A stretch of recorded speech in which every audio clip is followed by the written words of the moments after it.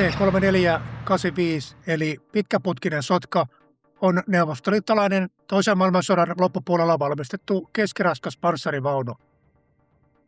T-34 ja etenkin tämä 85 millin tykillä varustettu versio oli keskeisessä roolissa, kun voittoisa puna-armeija vyöryi Berliiniin.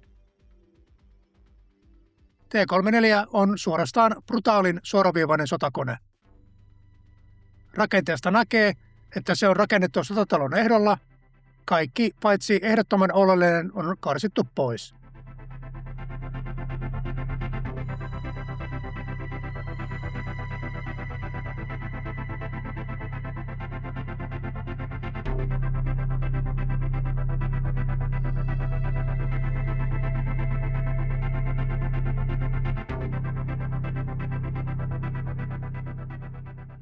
Tämä video keskittyy pääosin T-34-85-malliin. Alkuperäisestä 76 millin tykillä varustetusta sotkasta on tarkoitus tehdä erillinen video jossakin myöhemmässä ajankohdassa. Esitellään T-34-85 yleisesti ja käydään läpi sen muutamia teknisiä yksityiskohtia.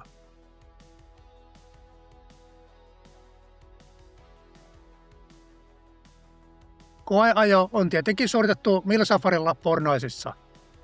Kun käyt koeajolla, niin nappaa muistoksi safarikeskuksen pöydältä kanavan tarroja tai jääkaappimagneetti.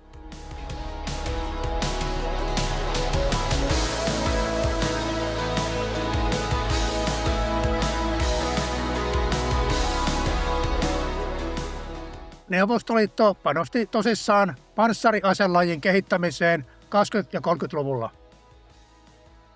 PT-sarjan vaunut ja T-26 olivat tyypillisiä aikakauden edustajia, mutta Espanjan sisällissota ja Mantsurian rajasota Japania vastaan osoittivat, että raskaammalle vaunulle olisi tarvetta.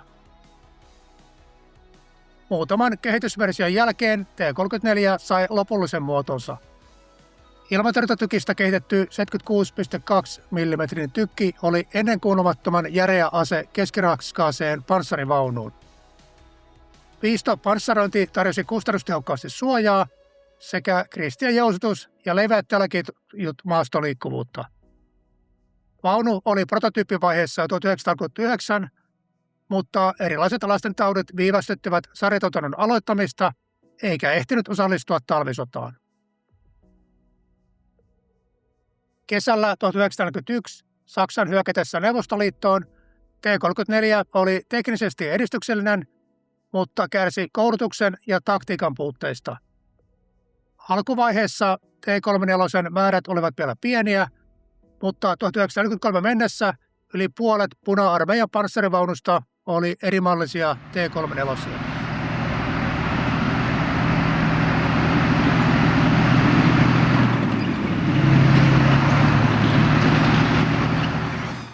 T-34kään ei varsinaisesti ole yksi tietty panssarivaunu, vaan ennemminkin samalle alustalle rakennettu panssarivaunuperhe.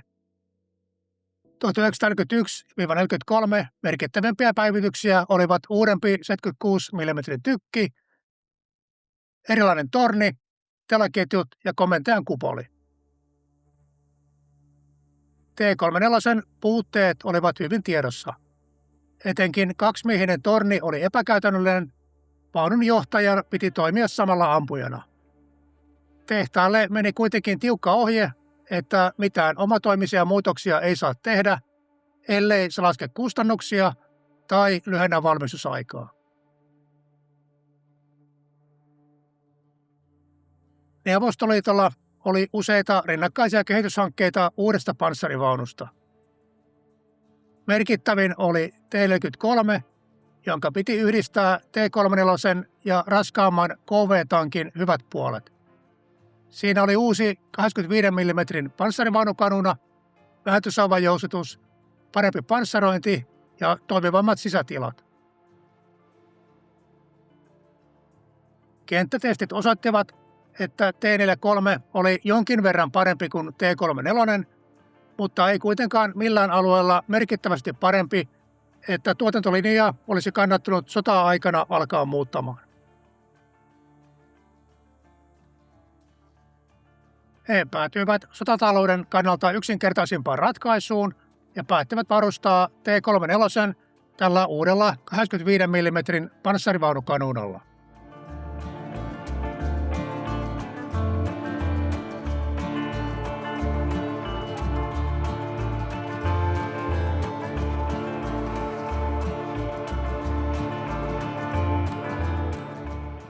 Uusi ase vaati isomman tornin. Rungon ainoa merkittävä muutos oli tornikehän kasvattaminen. Isompaan torniin mahtui myös erillinen ampuja, eli miehistön määrä nousi 5. Johtaja, ampuja, lataaja, ajaja ja KK-ampuja. Näitä T-34-85-malleja varustettiin enenevissä määrin myös radioilla. T-34-85-malliin lisättiin yksi käyttäjäturvallisuutta lisäävä lisäosa. Ulkopuolelle tuli vakiovarusteeksi isot kauhukahvat, jotta panssarjälkäväen on hieman vähemmän vaarallista roikkua kyydissä. T-34-85 oli monella tapaa riittävän hyvä panssarivaunu. Suurimmat vahvuudet olivat liikkuvuus, kenttäkorjattavuus ja lukumäärä. Pääase ja panssarointi olivat aikalaiseksi riittävät, tosin Saksan uudet Panther- ja Tigeri-panssarivaunut pystyvät läpäisyyn pitemmiltä etäisyyksiltä. Miehistötiloja voi sanoa jopa ala-arvoisiksi, mutta se ei koskaan ollut mikään prioriteetti. Osuman sattuessa miehistön pelastautumismahdollisuudet ovat heikot. Sodanjohtoa ei kiinnostanut yksittäisen vaunumiehistön kohtalo, vaan miten hyvin panssaridivisioona suoriutuu tehtävästään.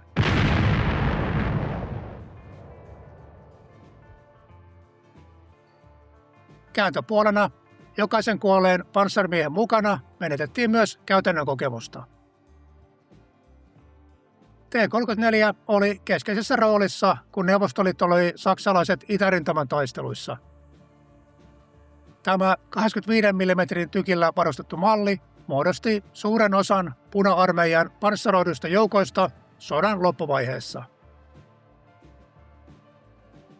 Toisen maailmansodan jälkeen T-34-85 pysyi Itäblokissa koulutus- ja reservikäytössä 1950-luvulle saakka, kunnes T-54-sarja korvasi sen.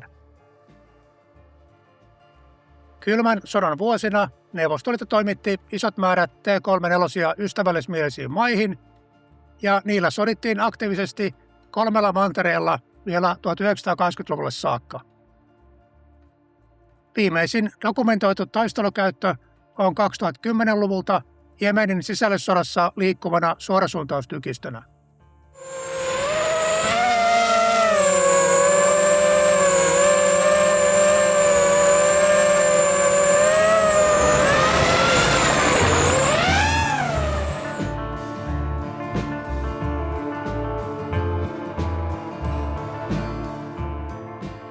T-34 on erikoinen yhdistelmä vaihtelevaa laatua.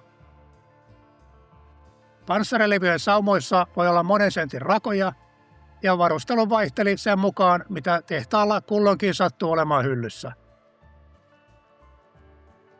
Osa hitsaussaumoista on täysin amatöörien tekeleitä. Toisaalta Neuvostoliitto oli edelläkävijä automaattisessa jauhekari-hitsauksessa, jonka käyttö yleistyi sodan aikana. Kaikki mahdolliset rakenteet on optimoitu nimenomaan tuotantotalouden ehdoilla. Loppukäyttäjän ergonomiaan tai edes turvallisuuteen ei ole hukattu ajatuksia. Hyvä esimerkki sotataloudesta on keulan stanssattu tehtaan Excel-taulukko, eli työvaiheiden seurantaa helpottava ruudukko. Tuotantolinjastolla iskettiin siihen puumerkki, kun oma työvaihe saatiin valmiiksi, eli paperityön sijaan valmistus on dokumentoitu suoraan rakenteeseen. T-34 toisen maailmansodan aikaiset valmistusmäärät itsessään on oma teknologinen ihmeensä. Jokaisen panssarivaunun valmistaminen vaatii valtavan määrän resursseja ja samaan aikaan evakuoivat tuotantolinjastot Ukrainan neuvostotasavallasta kauas Uralin taakse. Lähteet vähän vaihtelevat, mutta Neuvostoliitto valmisti sodan aikana yli 50 000 erilaista T-34-variaatiota. Niiden lisenssivalmistus jatkui Tsekkoslovakiassa ja Puolassa 50-luvun loppuun saakka.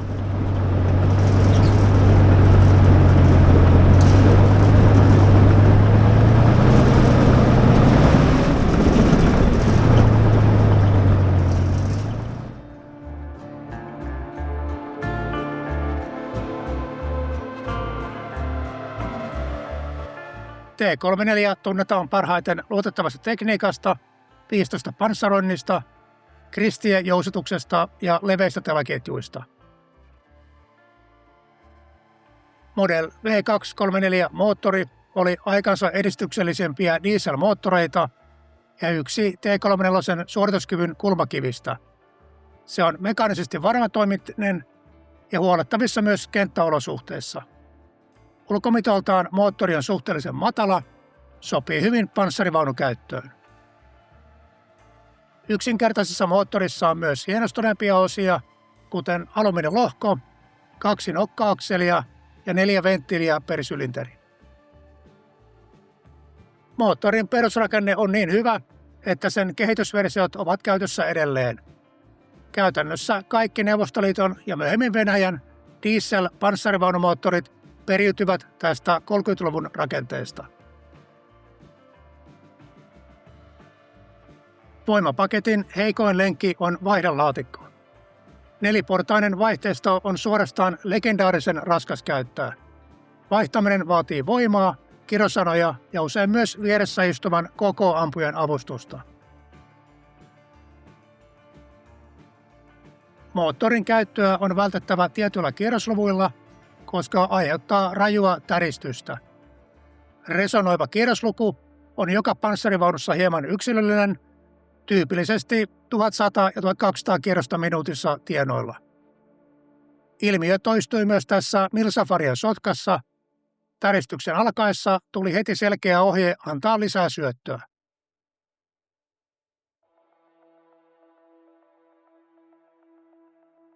Viistopanssarointi antaa sotkalle hyvin tunnistettavan ulkoasun. Panssarilevyt on kallistettu 40-60 astetta sisäänpäin. Viistous tarjoaa kahdenlaista lisäsuojaa. Se lisää todennäköisyyttä, että kohti ammuttu ammus ei läpäise, vaan kimpoaa poispäin.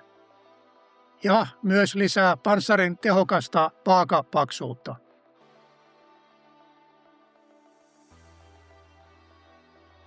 Amerikkalaisen John Walter Christien kehittämässä jousituksessa telapyörän liike välitetään vipumekanismilla pitkään kierrejouseen.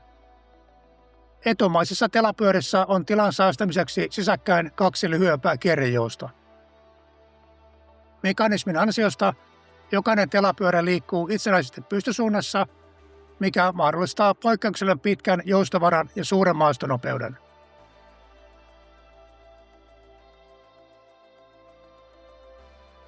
Sotka on ulkomitoltaan suhteellisen pieni.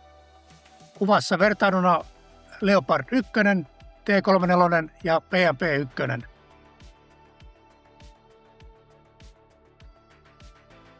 Viistopanssarointi ja kristien jousitus syövät vielä sisätiloja. Miehistötila on ahdas ja epäkäytännöllinen. Ahtaus korostuu etenkin ajajalla ja lataajalla. Etupanssarointi kallistuu sisäänpäin suoraan ajajan syliin, mutta silti ajaja on syvällä luukussa ja näkyvyys on hyvin rajattu. Mitään sivupeilejä näihin ei ole edes jälkiasennettu, koska niistä ei kuitenkaan näkisi mitään.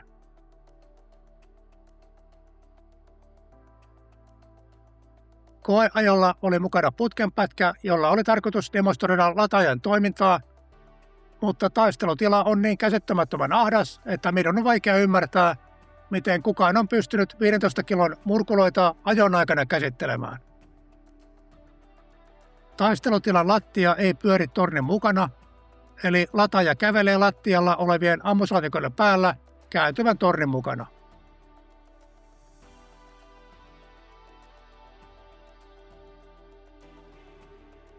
Oma suosikki näistä T-34 erikoisuuksista löytyy telaketjuista. Telaketju koostuu irtonaisista paloista, jotka on yhdistetty telatapilla toisiinsa.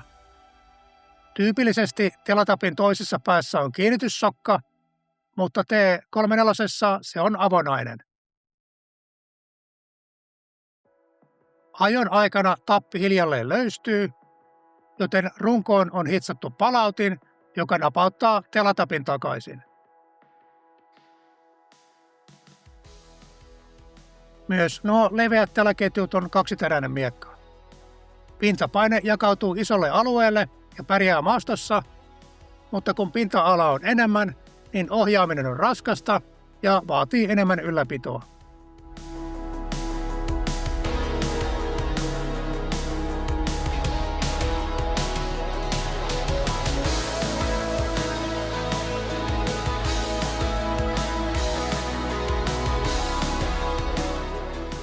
Jatkosodan hyökkäysvaiheen aikana suomalaiset kaappasivat muutamia 76 mm tykillä varustettuja T-34 ja Saksan sotasallisvarastoista ostettiin lisää.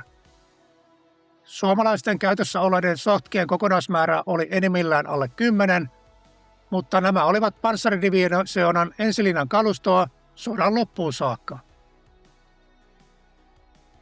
Suomalaiset panssarimiehet arvostivat T-34. Mekaanisesti yksinkertainen, mutta erittäin tehokas sotakone osaavissa käsissä. Vihollisen panssarivaunujen suurempana heikkoutena pidettiin pikakoulutettuja miehistöjä, etenkin ampujien osumatarkkuutta arvosteltiin heikoksi. Suurhyökkäyksen aikana kesällä 1944 suomalaiset kaappasivat 7 uudempaa T-34-85-mallia, mutta niillä ei kunnolla keretty sotimaan itänaapuria vastaan. Sotien jälkeen sotkat palvelivat koulutuskäytössä pitkälle 1960-luvulle. Pullonkaulana oli ammushuolto. Suomi sai kaapattua vain rajallisen määrän 85 mm laukauksia. Kylmän sodan vuosina Neuvostoliitosta ei kehdattu tilata ammustäydennystä.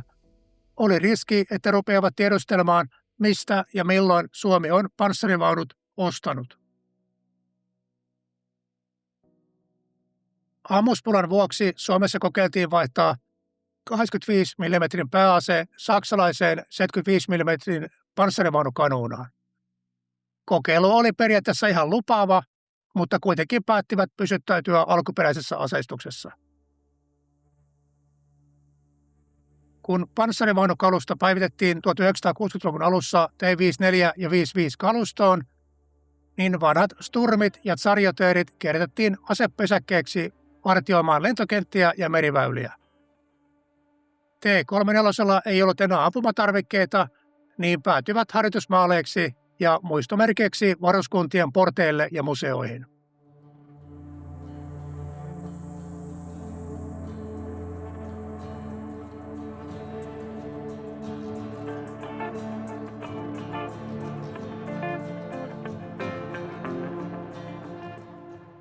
Tämä koeajettu sotka on valmistettu sodan jälkeen Tsekkoslovakiassa, joten viimeistely on parempaa kuin sotatuotannossa.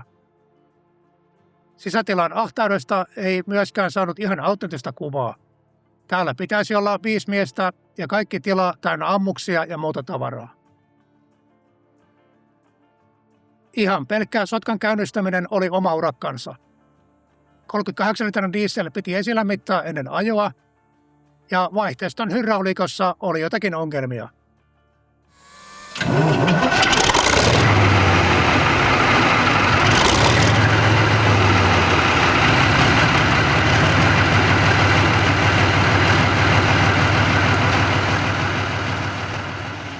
Teemaan sopivasti vika korjattiin jostakin muusta ajoneuvosta lainatulla liittimellä.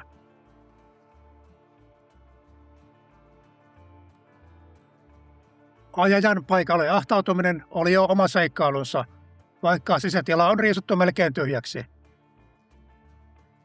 Oikeasti pitäisi pujahtaa ajajan luukusta takaperin sisälle, en viitsinyt edes yrittää.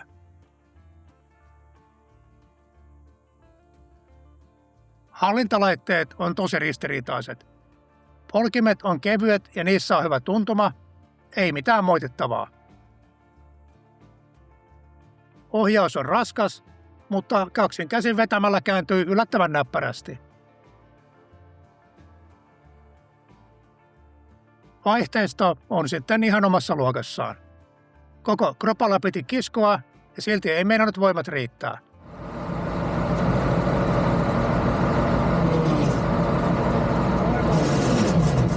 Voimaa kauemmin aikaa.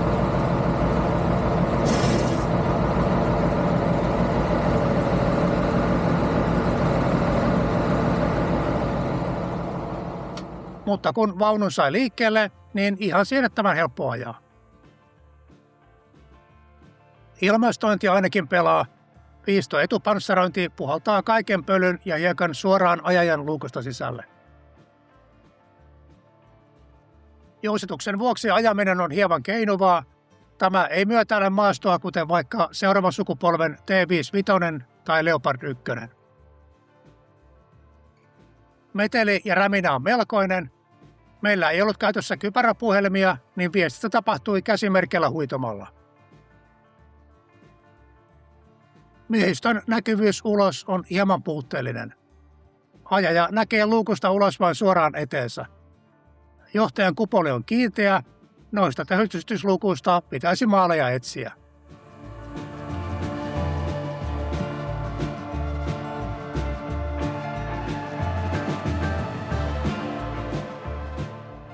Tämä oli kaikilla mittareilla jännittävin ajokokemus ikinä missään.